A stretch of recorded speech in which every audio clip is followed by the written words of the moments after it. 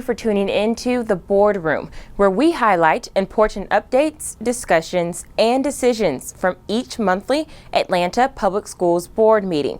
I am Sharice Darby, and this is an inside view of the boardroom from the May 6, 2013 meeting. Chuck Burbridge, Chief Financial Officer for APS, presented a financial update presentation before the board at the May meeting. He discussed the district's current budget, the budget timeline, and highlights from the recent Budget Commission meetings. The district will hold public forums to discuss the APS fiscal year 2014 budget. At these forums, members of the public will be able to hear about the budget proposal and offer feedback to the school system. APS Board Chair Ruben McDaniel explains more. We will pass a budget at our June board meeting. And so over the next month, we will have several Budget Commission and special call meetings to deal with that issue. The first one will be May 13th. We'll have a Budget Commission meeting to talk about really a line by line item, object-based budget, so we can begin making some hard decisions. And we'll probably need 2 or 3 meetings between now and the time we release it for the public, but we'll have a tentative budget approved sometime mid-May and give the public 2 weeks to have a public hearing and 2 weeks to review the budget and give their input before we finalize it.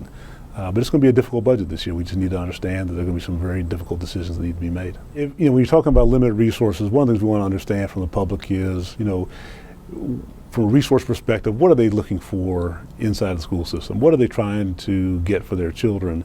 And really helping the public understand they can't have everything. We all can't have everything. But we want to understand, is it facilities, is it teachers, is it technology? Where are the balances we have to make and decisions we have to make as a school board? What are the public opinions on those? The Atlanta Board of Education Budget Commission will convene on Monday, May 13th, 2013 at 2 p.m. and Thursday, May 16th, 2013 at 3 p.m. to review the Atlanta Public Schools proposed budget for fiscal year 2014. Both meetings will be held at the Center for Learning and Leadership, Auditorium Room 1, 130 Trinity Avenue, Atlanta, Georgia, 30303. Following the financial update, the APS Human Resources Department gave a presentation before the board regarding Project Thrive, the Human Capital Transformation Project. The district views the Human Capital Project as the primary vehicle to refocus the district's human resources organization to deliver services that are operationally sound and aligned with the organization's strategic objectives and the needs of the core business, effective instruction. The district wishes to develop a best-in-class human resources organization that supports its mission by transcending transactional proficiency and adopting supportive, strategic human resources activities.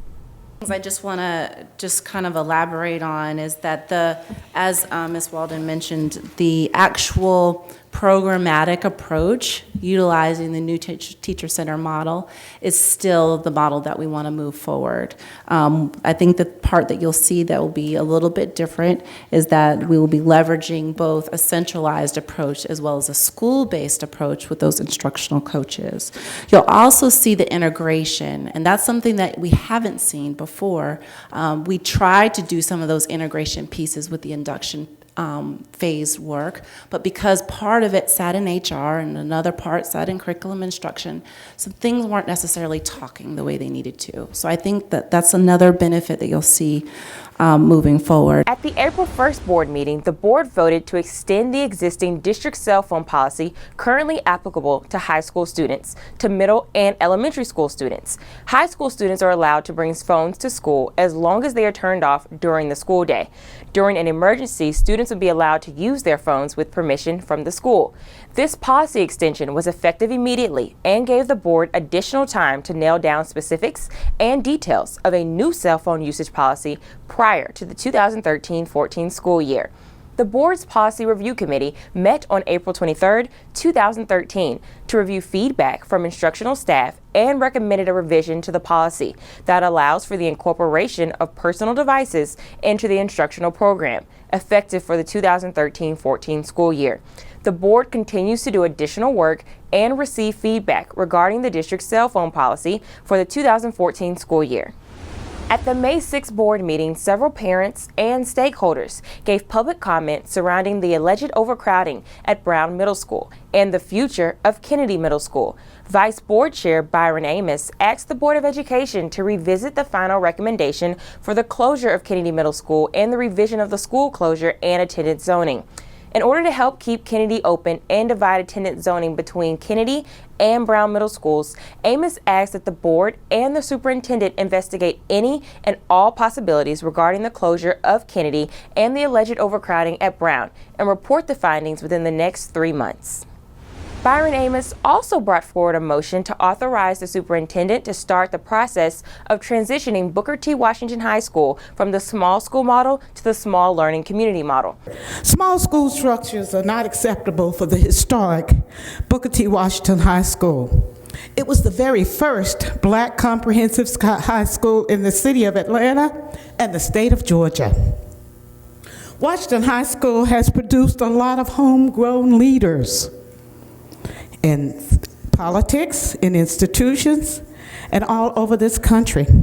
Today we came to tell you that the family of Washington High School, students, parents, alumni, athletic boosters, band boosters, and classes support the community school concept. The proposed small learning communities will continue to be located on the campus of Washington High School. The school zone will remain unchanged for students living in the Washington High School zone. We wanted to do away with the small schools 2 years ago. And we would go out and sample the community and you have to close a school, you have to have public meetings anyway on it. You have to have 2 of them. And so we want to go back out with this motion and get a sense of just what these communities want to do. I think you've heard at least those representatives that were here from Washington, but again, that's self-selected. We want to make sure that we get opportunity for all voices to be heard and perhaps do some polling as well. I don't know yet that we can do that, but we want to provide those opportunities and then come back and make at least recommendations on what we've heard from particular communities. This motion was approved by the board. The superintendent will provide the board with a transition plan for Washington High School at the next board meeting. Board member Courtney English brought forward a motion to grant the superintendent authorization to reconstitute Douglas High School at the May 6 board meeting. Yeah, I think, this is an issue that not only the community has asked for, not only has the staff at the school asked for, but the administration has been doing some work around already. Douglas was one of the highest performing, traditionally was one of the highest performing schools in the Atlanta public school system. Storied history, and currently, with the one exception of Graham High School, is right now the lowest performing high school in the entire Atlanta public schools. We have a brand new principal in place who has done remarkable work. The first year he's been there, he's been applauded by the state for those efforts, and wants to go ahead and do a full reconstitution. So the motion would be to authorize the superintendent to begin the process of a reconstitution of Douglas High School and to provide recommendations regarding principal autonomy over staffing throughout the district. After lengthy discussion amongst the board regarding reconstituting Douglas and the assumption from some board members that the superintendent has the right to move forward with this action on his own without board authorization, the board ultimately approved the motion. In April 2012, the board authorized the superintendent to enter into and execute a contract with J.E. Dunn Construction Company for the new North Atlanta High School construction project. Unforeseen conditions have been encountered and additional costs will be incurred to satisfactorily complete the project, including removal of solid rock and large crushed rocks, processing of unsuitable soils and large crushed rocks for backfill, additional building code requirements, and repairs to the existing building. To accomplish the changes, the district asked the board to approve an increase in the construction management at risk contract amount and the project budget. The district asked that the construction management at risk contract be increased by $13.5 million and that the associated project budget be increased by $13.9 million. The funds are available in the capital construction accounts. The board approved the request less $450,000.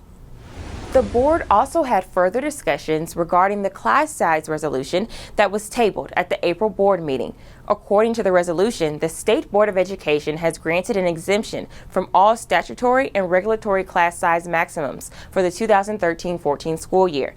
This would allow the Board of Education for the 2013-14 school year only to authorize the superintendent to increase the class size maximums to exceed the current requirements by 1 to 5 students in grades K through 12 in regular education, 1 to 5 students in English language learners, 1 to 5 students in gifted, 1 to 5 students in early intervention program, 1 to 5 students in remedial education program, 1 to 5 students in vocational, 1 to 5 students in alternative education program, and 1 to 5 students in special education classes. The board decided to table the issue again until the June board meeting. The board plans to receive additional information regarding the deadline to file the waiver with the state and more information surrounding the 2013-14 budget. There have been ongoing public discussions about the educational impacts of both school structure and school governance as it relates to K-8 models. According to the district, the K-8 structures existing within the Atlanta public school system have consistently demonstrated above average performance at the middle school level, and recently interest has been expressed about extending K-8 models throughout the system. Because the Jackson cluster contains a number of K-8 structures in a charter format, the board presented a resolution at the May 6 board meeting that encourages the superintendent to set up a limited number of pilot projects by having discussions about a new structure and governance model for Centennial Place Elementary School. Board member Brenda Muhammad suggested specifically naming the schools where the board would like to explore the possibilities of a K-8 model. Cecily Harsh-Kanay suggested also naming Toomer as the Jackson Cluster School to be used for the K-8 pilot. After a robust discussion over the resolution and a possible amendment, the motion to move forward with possible K-8 pilot at Centennial and Toomer passed. The board also approved the criteria for the superintendent's balanced scorecard at the May 6 board meeting. Board Chair Ruben McDaniel explains the purpose of the balanced scorecard. So, basically one of the tools the board has to really make sure that the policies and the direction the board wants approved and implemented are through our superintendent evaluation. And so we use a scorecard that each year changes around the various items we want to measure to see how successful he was. So we began the current school year we're in with a scorecard, and we finalized that at this budget so that when the accountability comes up at the end of June, we'll be measuring against that scorecard. The board is also moving forward with the district's search for a permanent superintendent. Well, we're at the beginning of the process in creating a superintendent profile of the type of superintendent we as a city want to bring for our system. And so this is a place where the public really needs to be involved. And in May we have 4 dates with multiple meetings throughout the district where we're asking the public to come out and really participate in an open forum around what they're looking for in a superintendent, what they like, what they don't like. And out of that, the search firm and the search committee will put together a profile. Our hope would be that by mid-June that profile will be completed and we begin looking for potential candidates through the summer and early fall and have a slate of candidates to present back to the public sometime late fall, early winter of 2013, because by June of 14 we have to have a new superintendent. And so the public will have 2 chances to be involved. One, here's the profile, which I encourage people to be involved in now. And then as we get down to a list of 3 to 5 candidates, we will present those candidates to the public. And we'll have various forums for them to be able to participate via survey and personal interaction to begin to give us their thoughts about what they think from a superintendent perspective. The Superintendent Search Committee will hold community meetings at schools in every cluster. The purpose of the meeting is to obtain input regarding the profile for the next superintendent. All meetings will take place from 6 p.m. to 8 p.m. May 15th, the North Region meetings will be held at Harper Archer Middle School, the Coretta Scott King Young Women's Leadership Academy, and Sutton Middle School. On May 16th, South Region meetings will be held at Long Middle School and Price Middle School. On May 20th, West Region meetings will be held at Brown Middle School, Bunch Middle School, and Young Middle School. And on May 21st, East Region meetings will be held at Inman Middle School and King Middle School. During the week of May 6th through 10th, APS celebrated and honored teachers throughout the district. At the May 6th board meeting, the superintendent and members of the board took time to honor teachers and the hard work and dedication they provide in their schools each and every day.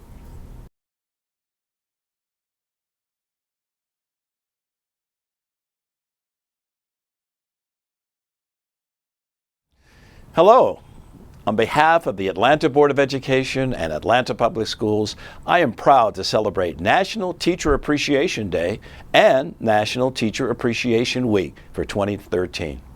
If there is anything I have learned over the last 22 months, it is that teaching is an incredibly hard job. It requires dedication, preparation, patience, and knowledge. Yet the job remains undervalued in our society.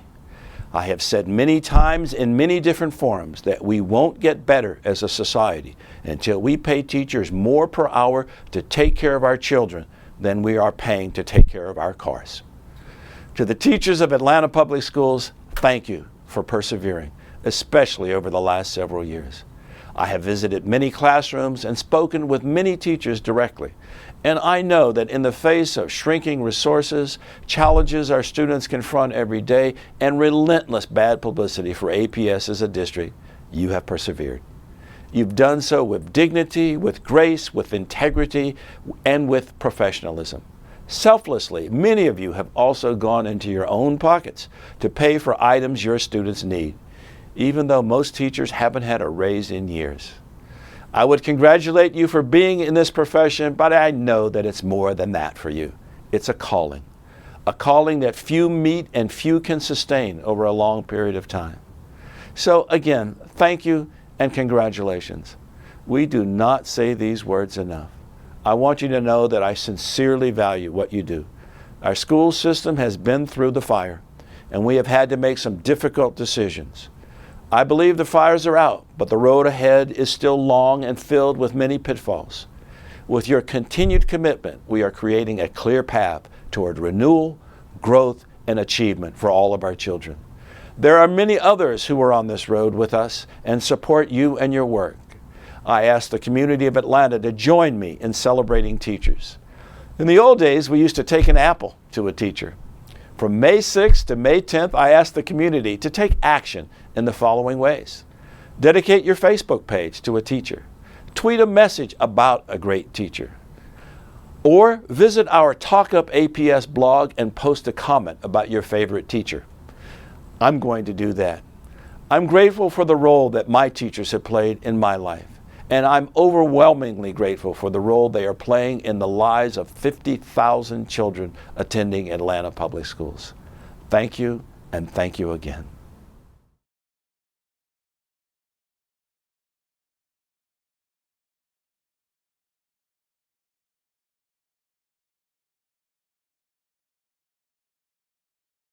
In honor of Nurses Week, the board also recognized the hard work and commitment of nurses throughout Atlanta Public Schools.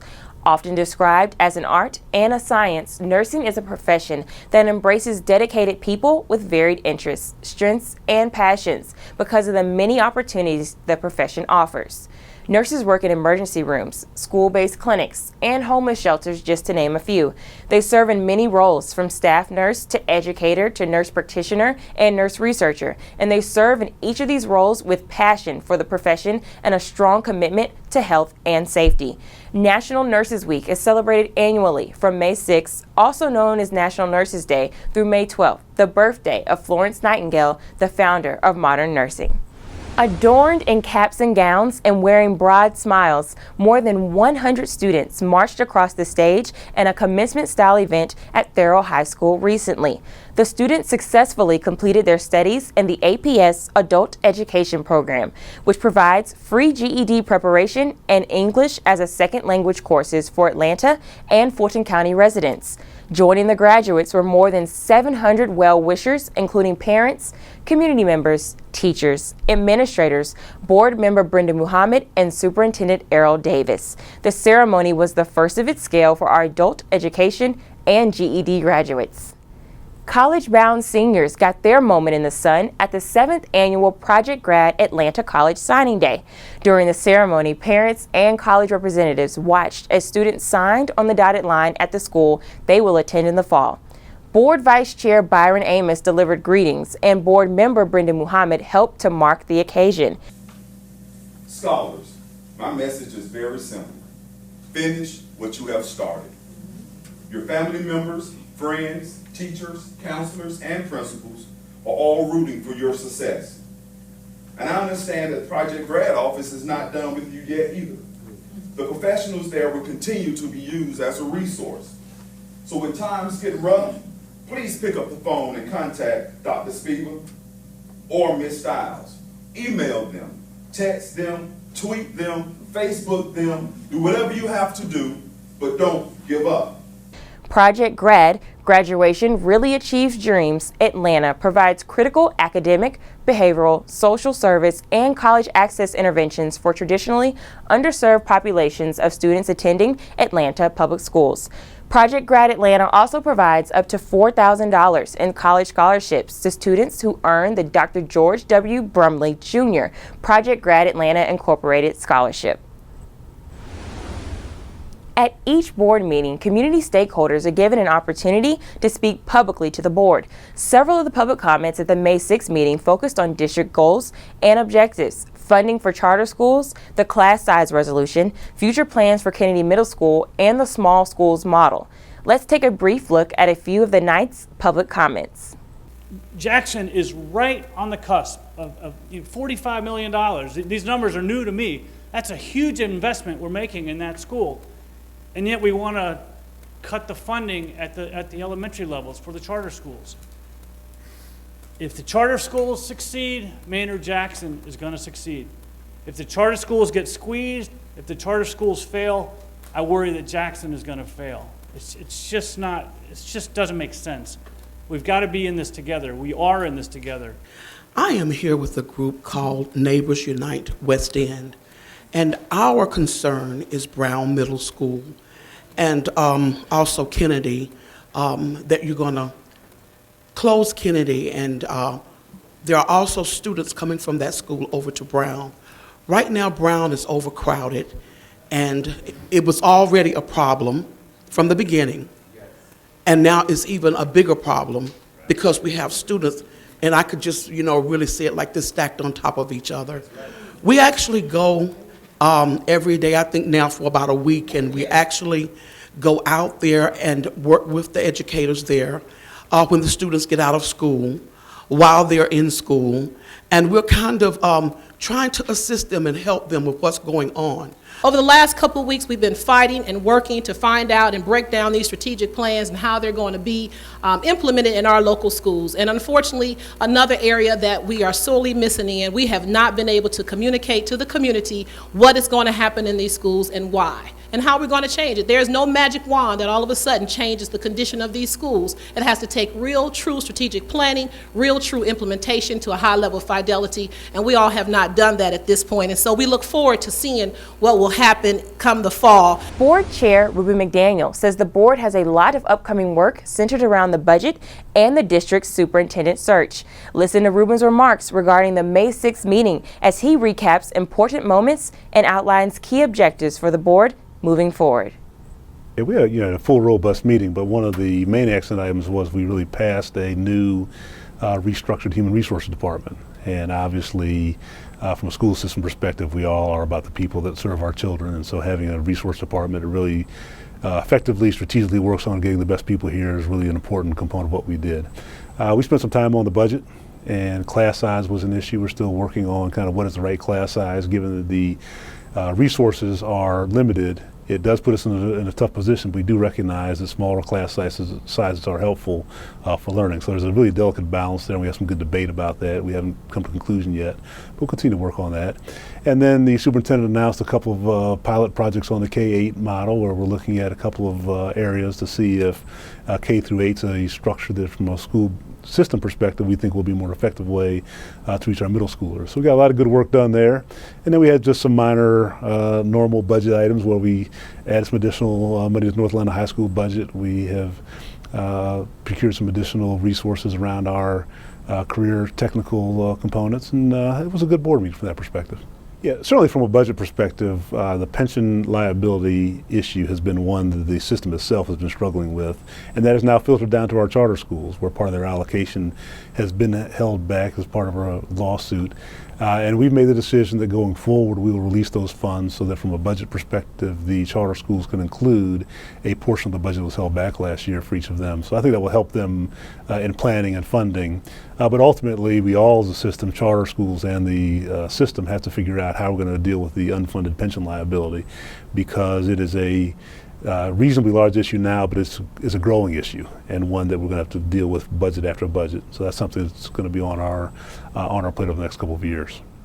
Well, I think that the community input was good around several issues, and it continues to demonstrate that our citizens are really interested in what's going on.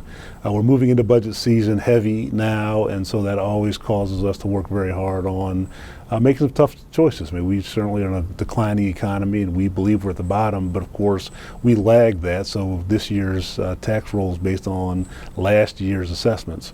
And so we see about a $60 million gap we'll be dealing with now over the next 3 to 4 weeks, and that will cause some difficult decisions to be made. Thank you for tuning in. Tune in each month for information regarding the Atlanta Board of Education and important agenda items from monthly board meetings. The next board meeting will be held on June 10th, 2013 at the Center for Learning and Leadership, 130 Trinity Avenue, Atlanta, Georgia, 30303. Stakeholders who would like to provide public comment during the monthly Committee of the Whole meeting should contact the board office at least 1 hour prior to the scheduled start time of the Committee of the Whole meeting by calling 404-802-2200. Stakeholders wishing to address the board during the community meeting must register in person at the sign-in table from 5 o'clock p.m. to 5:50 p.m. on the day of the community meeting. Community members must list their names and agenda item or topic they wish to address. Community members will be given up to 2 minutes to address the board.